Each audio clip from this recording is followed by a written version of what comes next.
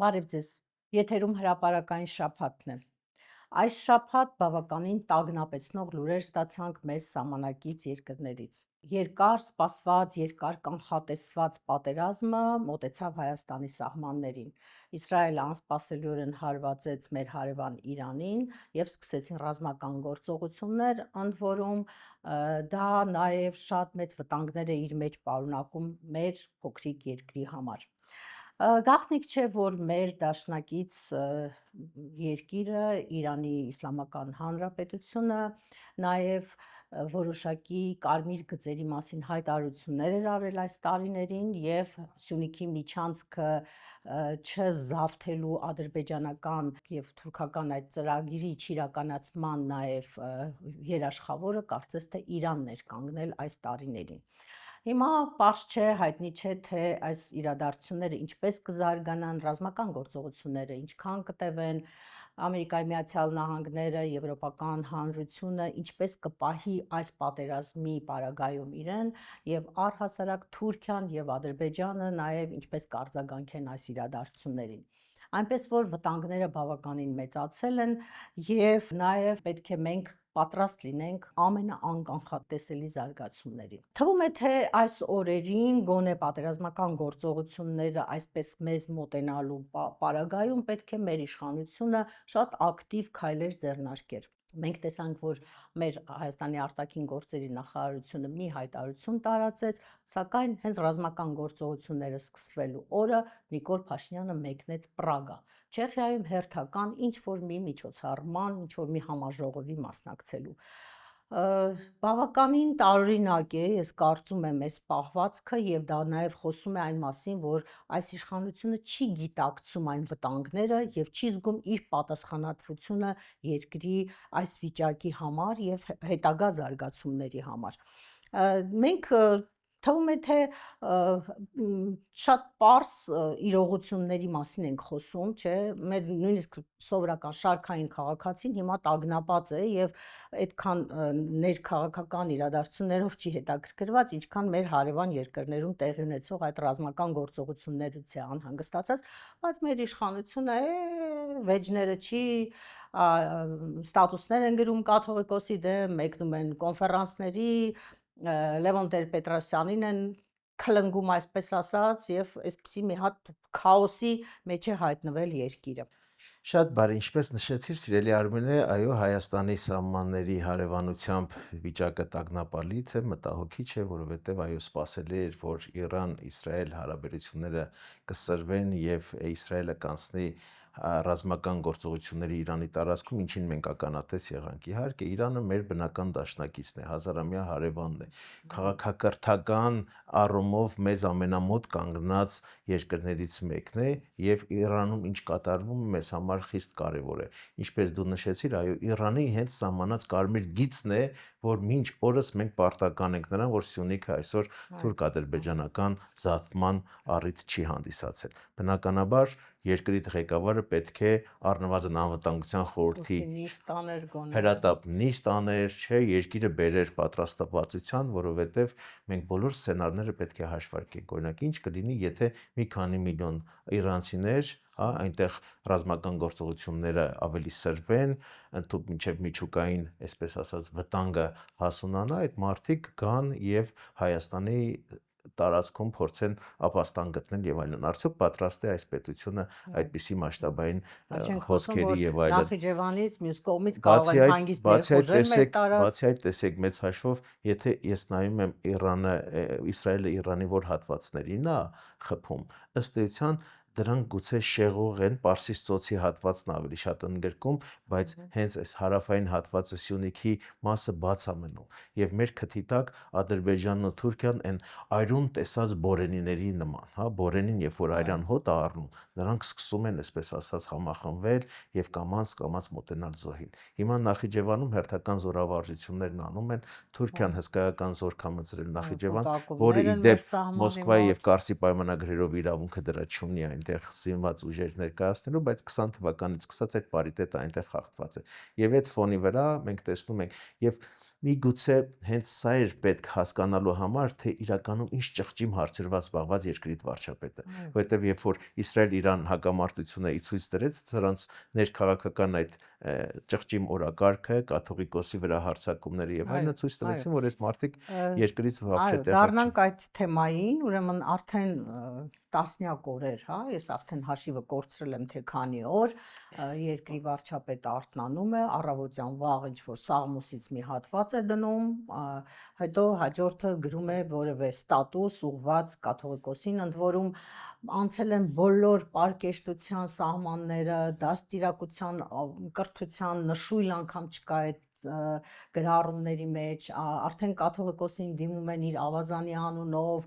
հեգնում են, ծաղրում են, սպառնում են, որ ապացույցներ կներկայացնեն եւ այլն, եւ թեման պարզ է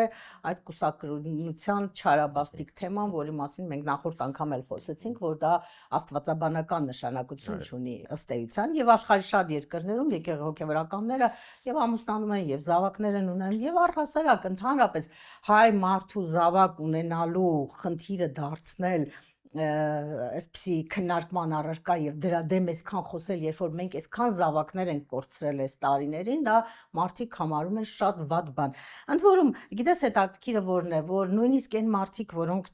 որոնք այս տարիներին պաշտպանել են Նիկոլին, եղել են իշխանության սատարող այդ ճամբարում, նրանք էլ են դատապարտում։ Օրինակ, նայ, այս շաբաթվա մեջ Կենտրոնական բանկի նախկին նախագահ Բագրատ Ասատրյանը մի հրաշալի հարցազրույց է տվել, ընդ որում Բագրատ Ասատրյանը այն մարդկանցից է, որ երկար տարիներ պաշտպանում էր ԿՊԱ-ական իշխանություններին եւ բարձ տեքստով ասում է, ուր են նայում դատախազությունը, մեր իրավապահները պետք է քայլեր ձեռնարկեն, չի կարելի թույլ տալ, որ այս գործընթացը այսպիսի քայքայիչ, ավերիչ դեր խաղա մեր երկրում։ Անհնարին է, տեսեք, Բագրատ Ասատրյանը այո երկար ճանապարհ անցած մարդ է, բայց ինքը պետք է լավ հասկանա, որ այն համակարգը, որը ձևավորվել է Նիկոլի օրոք կամ Նիկոլի տակ, այդ համակարգից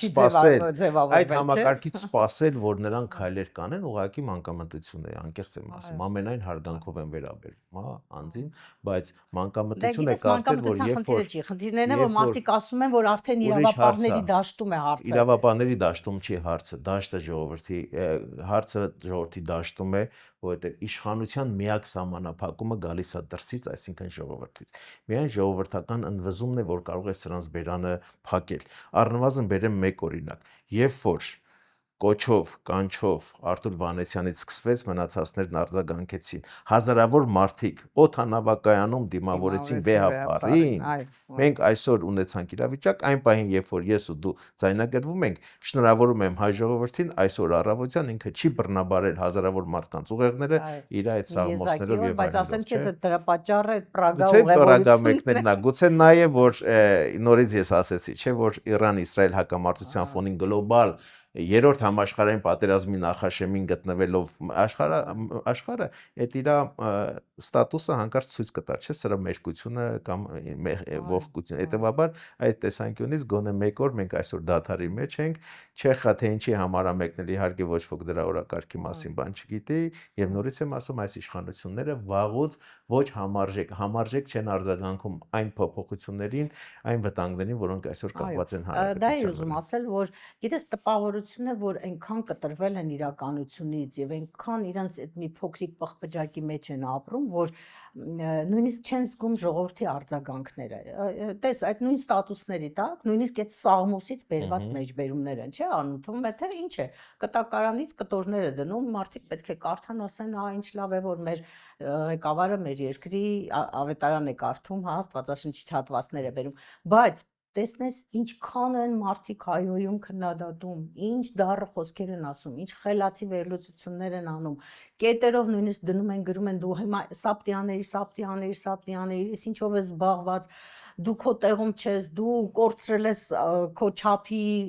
բանի զգացողությունը, դու անցել ես բոլոր հնարավոր կարմիր գծերը, բավական է, բայց ոչ մի ազդեցություն չի ունենում։ Հետաքրքիր է, որ չեն զգում այդ ֆիդբեքը մարդկանց արձագանքը չեն զգում այս մարդիկ այլևս։ Նորմալ բարոյական առաքինի վարքագծով քրիստոնեական պատվիրաններով ապրող մարդը իհարկե կզգար այդ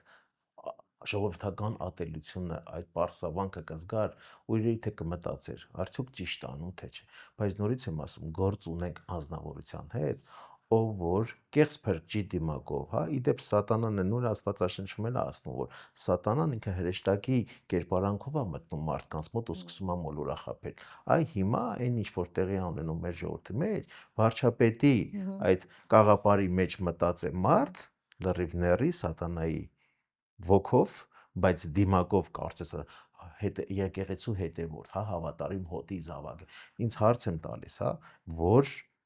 հոտի մասին է խոսքը եւ որ եկեղեցու մասին է խոսքը, որովհետեւ ամեն Քրիստոսի անուն տվող դա դեռ հայ առաքելական եկեղեցու հետևորդ չի։ Իսկ այն որ Նիկոլ Փաշինյանը վաղուց քաղաքականությունը, այն էլ իր քաղաքականությունը վերածել է աղանդի եւ ինքը աղանդավորական հոգեբանությամբ է կառավարում երկիրը եւ այդ հոգեբանությունն է մտցնում մեր կենսակերպ, դա վաղուց ապացուցված փաստ է։ Իդեպ մեր զրուցակիցներից մեկը նկատել էր, որ մեջ բերված Սաղմոսի հատվածները դա վերցված են աղանդավորների թարգմանած Աստվածաշնչից։ Տեսեք, արդեն շատ հետաքրքիր նշում, որովհետև այսինքն իր տանը հենց դա է, չէ, իր ձեռքի տակ հենց այդ ոչ թե Էջմիածնի տպագրածն է, հենց այդ կենտրոնից տպագրածն է, որը ինքը սպառում է, որը եւ հատկապես այսը այնտեղից այնպիսի մտքեր է ինքը գեներացնում, որ ուղղակի հայլային հենց իրեն է վերաբերում։ Մանավանդ այն վերջինները խոզերը Մարգարիտներ Շաղմի տվեկը եւ նույն եթե պատվիրաններով ապրող մարդ ես, դու պետք է առնվազն այդ մի սպանիր, մի շնանայից առաջ գրած է, չէ՞ որ կյանքում եւ ոչ երկնքում, ոչ հողի վրա, ոչ ջրում կուրքեր մի սարքեք եւ մի պաշտեք։ Իսկ ինքը իրան իսկապես կուրքի տեղ ա դրել եւ իր փոքր զանգվածին էլ այդ փրկի կերպարանքը Հիսուսի հետ համեմատությունը, չէ, անսխալությունը եւ այլն, դա այն դասական կռապաշտության մշակույթը, որ ինքը տարածում է հիմա եւ քարոզում է Հայաստանը։ Կարող է կաթողիկոս փոխել ինքը, կարող է հրահրել, ստիպել, որպեսզի կաթողիկոսը հեռանա կամ եկեղեցում ինչ որ շարժում սկսել խժդժ։ Իմիջիայլոց շաբաթվա մեջ նաև նկատեցինք, որ եկեղեցու մոտ սադրիչներ էին հայտնվել, մտել էին եկեղեցի, ինչ որ ռեպլիկներ էին բաց թողել պատարակի ժամանակ, հետո դուրս էին եկել։ Այսինքն այդ գործընթացը գնում է եւ եկեղեցու ներսում էլ կան ինչ որ մարդկանց հետ իրենք աշխատում են, այդ նկատվում է այդ գիծը, բայց բոլորի համընդհանուր տեսակետն այն է, որ չի ստացվելու, չի հաջողվելու, որովհետեւ դու չունես նման լիազորություններ, չունես նման առաքելություն եւ եթե կաթողիկոսի նյարդերը տեղի չտան եւ ինքը կամովին հրաժարական չգրի հեռանա, իսկ ոնց հասկանում եմ չի անելու նման բան, ապա չի ստացվելու ոչ մի նման։ Ես էլ եմ լիահույս, որ մենք այդ հրաժարականը չենք տեսնելու, որովհետև այստեղ շատ գրով է։ Ով է այդ հարցը բարձրացնում։ Եթե այդ հարցը բարձրացնում է Նիկոլ Փաշինյանը, որը միլիոնավոր մարդկանց ատելության արդյունք է եւ ինքը ատելության կրող է սուբյեկտ է, դա նշանակում է, որ առնվազն միայն նրա համար, որ նրան հենց Նիկոլ Փաշինյանն է բարձրացնում, պետք է հակառակը անել ու կանգնել եկեղեցու վեհապարի կողքին, հա։ Մենք ընդունում ենք, որ բոլոր կառույցներում, այդ թվում եկեղեցին իր ներսում ունի բազում խնդիրներ։ Այդ խնդիրները բարձրաձայնելը միգուցե լավ են դրանց լուծման բանաձևերը գտնելու համար, բայց այս ոճաբանությունը, այս տեսքով ինչ անում է վարչապետը, ոչ մի կապ չունի ոչ եկեղեցու, ոչ աստվածային պատվիրանների, ոչ կրոնի, ոչ հավատքի, ոչ մի բանի հետ, հա։ Հիմա մոլագար մտասևեռվածությամբ խնդիր ա դրել, բայց այդ խնդիրը ինքը բախվելու է ապառաշ քարի։ Գիտես, քաղաքագետ Բենյամին Մաթևոսյանը մի հետաքրքիր նախադասություն էր ասել, որ ինքը ունի իր սրտի տարբեր կառույցների ղեկավարները, հիմա կարող է, ասենք, ուզում է Վահագն Հովակիմյանին դարձնել կաթողիկոս եւ դրան են ուղղված բոլոր ջանքերը, որպեսզի այս մի կառույցն էլ, հա, կամ քանդի ավիրի, կամ ուղղակի դա յուրացնի, հա, դարձնի իրենը։ Ես անցած անգամ կարծեմ ասեցի, առնվազն եթե ձեռքերը կաթողիկոսին չհասնի, վստահ եմ, որ չհասնի, այլընտրանքային կաթողիկոսություն կամ այլընտրանքային եկեղեցի հաստատ կարող է, որովհետեւ այն հեղափոխությունը, որ իրանք իսկապես գլոբալիստական հեղափոխությունը, որ այսօր Հայաստանում իրանք գործի են դնում, ամենակարևորներից մեկը դա մարդկանց ավանդական հավատքը փշրել, պառակտել, այստեղ նույնպես իրենց խառնակիչ մատը տեղ հասցնել եւ այդ խնդիրը իրանք կարան հաջողությամբ լուծել։ Իրենց համար վեհարան էլ սարքեն, իրենց համար կաթողիկոս էլ սարքեն ու լավ կլինի։ Գոնե եկեղեցին այդ սրբապղծությունից բավականաչափ կմաքրվի, հա,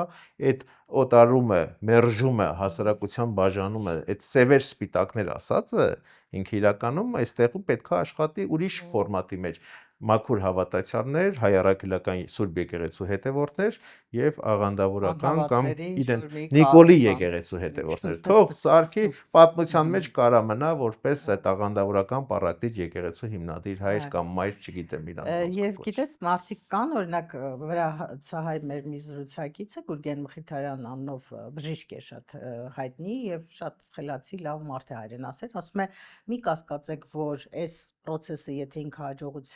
հաջողություն ունեցավ, ինքը հասնելու է հաջորդը Մատենադարանին, պատրիարքարաններին, կարող է ի վերջո Սուրբ Ղազարի դեմ սկսի պատերազմ, ոչ մի չափանիշ չունի։ Ասենք Վահե Հովհաննիսյանն էլ ասում է վաղը Հենրիխ Մխիթարյանի դեմ էլ է ստատուս գրելու, ասում է մի զարմացեք, եթե գրի ասի այ գոլ չխփեց, այս ինչը չարեց։ Բոլոր վերոնշյալ ինստիտուտները եւ կերպարները իրենց կողմից հարձակման են ենթարկվել։ Աշխարհահռչակ հայ ֆուտբոլիստ Հենրիխ Մխիթարյան, որ մենակով իր մի ստատուսով ինքն ավելի մեծ գործ է արել հայանպաստ օրակարգերի սպասարկման, քան պետությունը իր ողջ դիվանագիտական անձնակազմով։ Այդպիսի աշխարհահռչակ մարդուն դու մոր նկատմամբ ծնողի նկատմամբ այնպիսի գործողություններ անես, որ մեր ավանդական մտածելակերպի մեջ չի տեղավորվում, հարվածա, բա ինչ չի։ Մատենադարանում կարծեմ, թե արդեն իրենք որոշակիորեն փոփոխություններ արել են, Մատենադարանի տնօրինության նշանակումներ ունեն, այնպես որ այսպես ասած դանդաղ գործող ուռուցքի նման նրանք կամաց խեղդում են հայոց կենսունակ օրգանիզմը։ Դա տեսանելի։ Եվ նայ, տես, այս շաբաթվա ընթացքում ես մի խմբագրական էի գրել, նկատել էի, որ միշտ նախընտրական փուլերը մեր երկրում թեժ են լինում, հա, լարվածություն է առաջանում, նոր կուսակցություններ են ձևավորվում, հռետորաբանությունն է փոխվում, ավելի սրվում է եւ այլն, բայց այս տարի կարծես թե մի քիչ ավելի շուտ է սկսվել այդ թեժությունը, հա,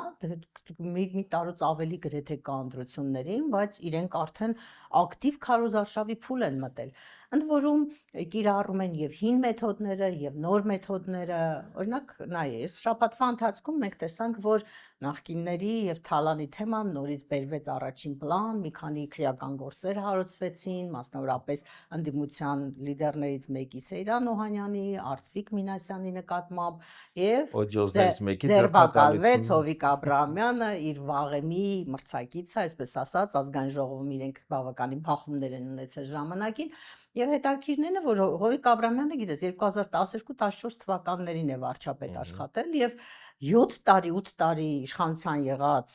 ուժը իր իրավապահներով չի կարողացել բացահայտել այդ հանցանքները, այսպես ասած, եւ հանկարծ 2025 թվականին պարզել է, որ նա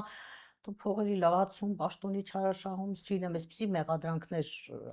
փորձում առաջադրել։ Այս օրինակները, տեսեք, այս օրինակները թող դաս լինեն։ Մենք ասում ենք ականջին օղ թող լինի բոլոր նրանց համար, ովքեր կարծում են, որ Նիկոլի հետ հնարավոր է պայմանավորվել, ովքեր մտածում են, որ Նիկոլի հետ կարելի է ձեռքը սեղմել պայմանավորվածությունների գալ, այդ պայմանը նա կպայի, թող չարաչար կամ մուծվել եւ ազատվել քրեական գործերից։ Հավերժական իրենք դասակարգային թշնամիներ են։ Նիկոլը երբեք որից է պայմանավորվածություն չի պահում, որովհետեւ դա խոսքը իր համար արժեք չունի։ Տղամարդու ելած, բեռնից ելած խոսքը նրա համար առ ոչինչ է, հա։ Նա այդպես է ապրել, նա այդպես է այսօր էլ կառավարում երկիրը, հետեւաբար այդ մարդիկ, ովքեր 18 թվականին, հա, գուցե 18-ը ընդունենք էйֆորիկ էր, ժողովրդական ընդհանուր էйֆորիա կար եւ տարբեր խմբեր, մարդիկ, նախկին պաշտոնյաներ եւ այլն բոլորը, բայց այս 7 տարվա ընթացքում այսօրվա իրավիճակում էլ մարդիկ կան, ովքեր դեռ ձեռք են սեղմում,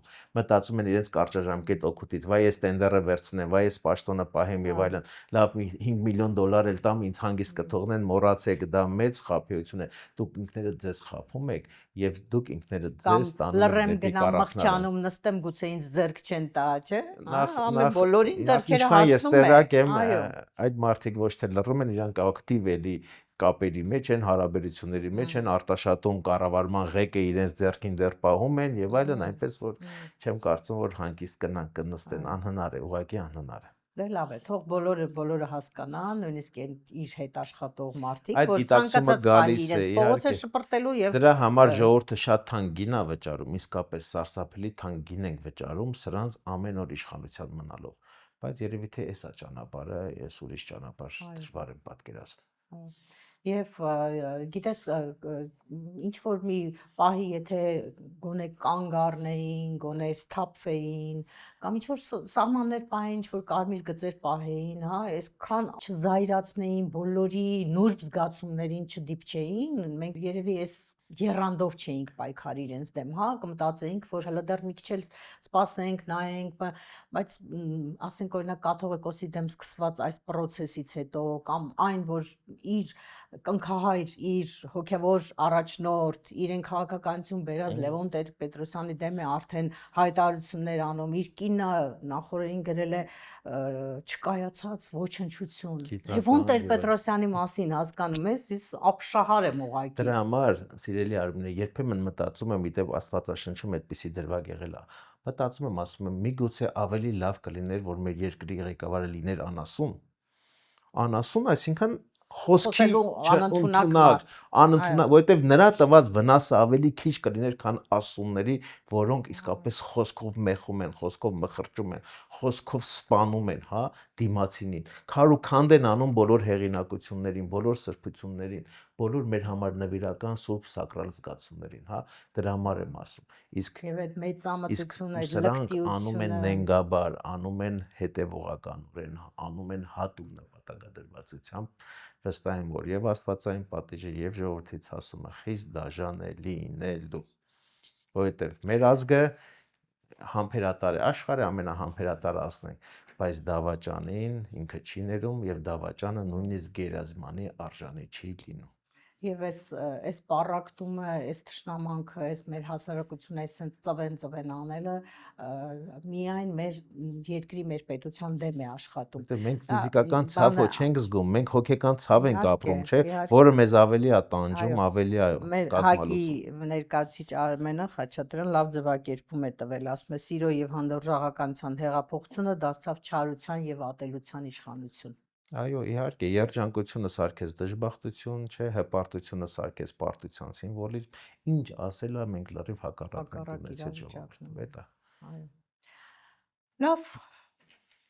հուսանք, որ շատ երկար չի մնացել, հա, եւ մեր տառապանքներին եւ իրենց տառապանքներին իդեպ։ Ինձ մի բան է ուղղակի հույս տալիս, որ այո, այն կասկածվողների, տատանվողների տարբերությունը էականորեն փոխվել է։ Եթե նախկինում կային մի քանի տասնյակ հազար մարդիկ, ովքեր լավ գիտեն, իրենց արդեն պարզ պետք չէր ապացուցել ով է Նիկոլը, հա, հիմա միլիոններ են արդեն լավ են հասկանում, իսկ առաջնորդությունն էլ կամաց փողոցում արդեն դրսևորվում է, տարբեր միջոցառումներին դրսևորվում է, վստահ եմ, որ մենք ունենալու ենք շատ ավելի լավ երկիր, շատ ավելի արժանավոր ղեկավարներ, ուղղակի այս 7 տարվա դեգերումը մեզ համար պետք է գոնե մեր մտքում այս պահից երկրի իրավիճակը հանող ղեկավարի մեր մտքում ունենանք չափանիշներ, այդ չափանիշներով դատենք, այդ չափանիշներով ֆիլտրացիա անենք բոլոր այն հավակնորդներին, ովքեր երբևիցե Նիկոլից հետո հավակնելու են երկրի ղեկը ստանձնելու։ Հենց դա արեցինք, ուրիշ խնդիր չունենք։ Ամեն մեկի հետևից չգնանք, էլի, մի քիչ էլ որովհետև ամեն փայլող բան չէ, որ ոսկի է, ամեն ճռճռան խոսք չէ, որ բովանդակություն է, հա,